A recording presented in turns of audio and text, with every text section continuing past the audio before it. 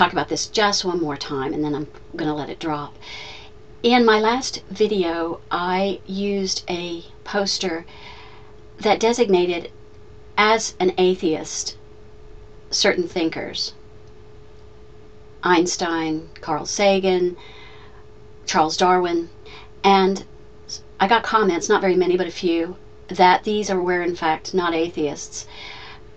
The commenters didn't say exactly what they thought these thinkers were, whether they were considered them agnostic or theists. And I'm just making this as a clarification. I'm not wedded to labeling anyone. So, you know, I'm perfectly willing to entertain the idea that Einstein, Charles Darwin, and the rest of these were at least agnostic. So, you know, if you feel that these thinkers, you know, that I'm mistaken, and that's fine. And you don't even have to prove it. I'm just here to share ideas. So I'm not asking for proof. To me, this is not a contest of right or wrong. It's just talking about these ideas, I think, that is important. And in the interest of doing that, I have tried to let these thinkers talk for themselves. In doing that, I tried to avoid what often happens here, which is quote mining.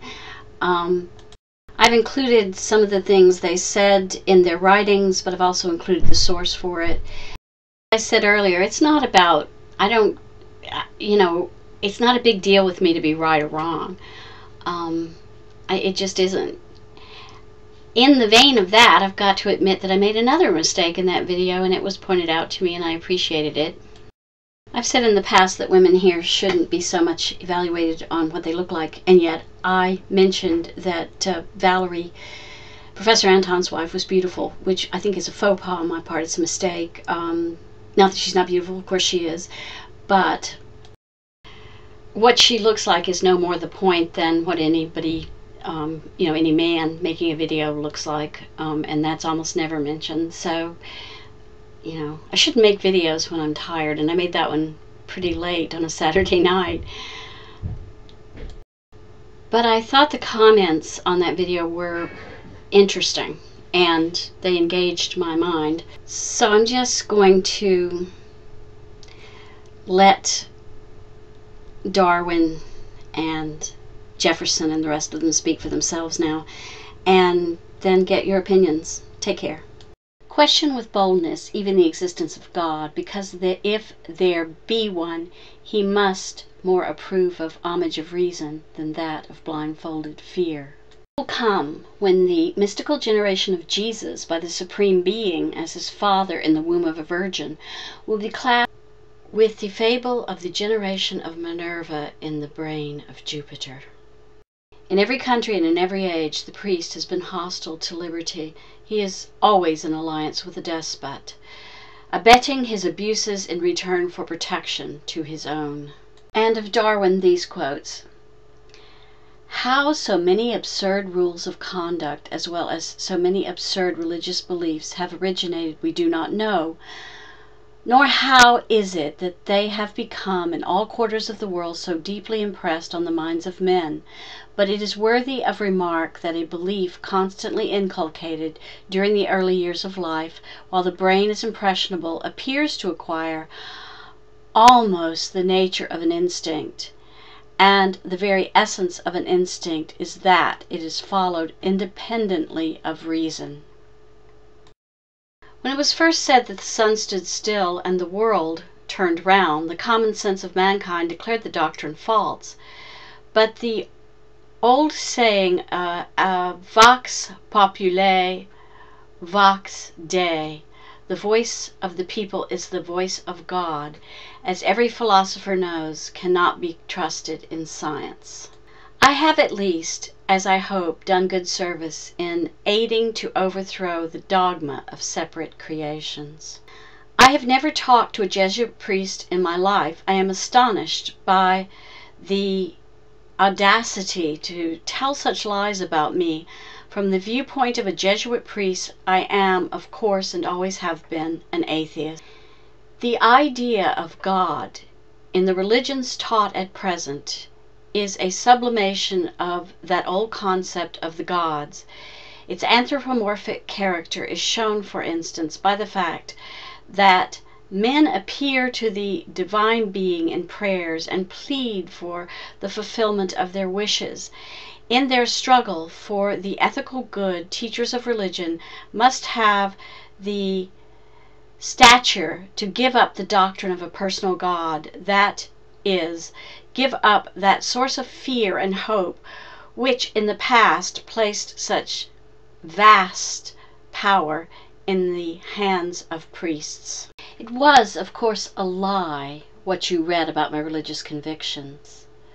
A lie which is being systematically repeated. I do not believe in a personal God and have never denied this and have expressed it clearly. If something is in me which can be called religious, then it is the unbounded admiration for the structure of the world so far as our science can reveal it. One of the saddest lessons of history is this: if we've been bamboozled long enough, we tend to reject any evidence of the bamboozle. We're no longer interested in finding out the truth.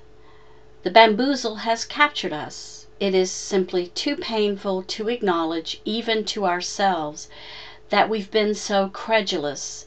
So the old bamboozles tend to persist as the new bamboozles rise. Can't convince a believer of anything, for their belief is not based on evidence. It's based on a deep-seated need to believe.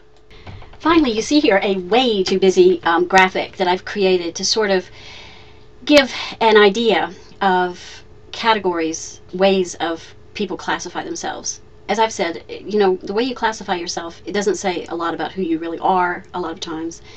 But what I've given you here are like different places that people put their ideologies. And everything is here from strong atheism to 100% theist thinking, and that is that God exists and it is certain. So I just guess I'm asking why, you know, we do have to put ourselves in these little containers all the time. Professor Anton mentioned recently that David Bohm has a technique for dialogue, and it specifically talks about how dialogue is not like debate and it's not even like discussion. I think it would be very difficult to do Bohmian dialogue on YouTube for a number of reasons, but I do think the idea that we should be open to looking at what other people say is very important before we just knee-jerk say, well, but my ideology says it has to be this way or that way. Now, I am going to put in the sidebar something that Richard Dawkins has come up with. It's called the Dawkins scale. And before you react to the name Richard Dawkins, it actually makes a lot of sense. It's on page 50 of The God Delusion. And I know a lot of people who have strong theist or even moderate theist views take strong exception to the God illusion. But I don't think even theists are going to have much objection to this scale. And you can take a look at it. It's from 1 to 7, and you can ask yourself where you currently fall on the scale as far as your ideology goes.